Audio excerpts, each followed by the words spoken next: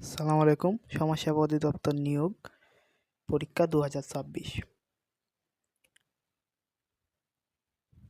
সমাজসেবা অধিদপ্তর থেকে নিয়োগ পরীক্ষার জন্য সুপার এমসিকিউ সাজেশন।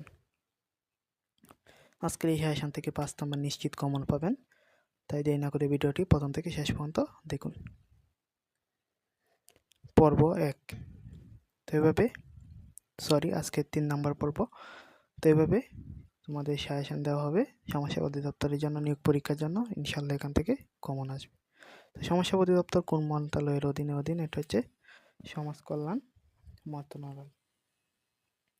সমাজসেবা অধিদপ্তরের মূল লক্ষ্য হচ্ছে সামাজিক নিরাপত্তা নিশ্চিত করা।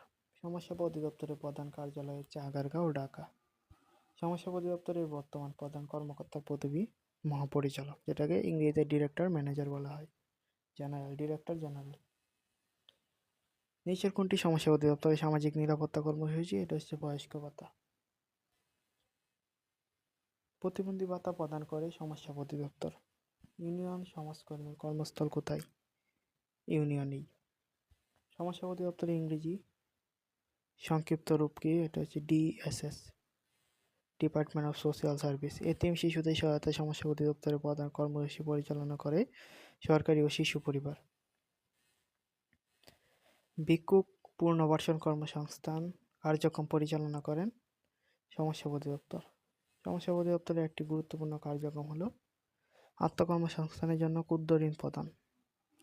DSS এর পূর্ণরূপ হচ্ছে ডিপার্টমেন্ট অফ সোশ্যাল সার্ভিস। 1 নম্বর উত্তর। সমাজসেবা অধিদপ্তরের কার্যক্রম পরিচালিত হয় ইউনিয়ন পর্যায় পর্যন্ত। ইউনিয়ন সমাজকর্মীর অন্যতম দায়িত্ব কি?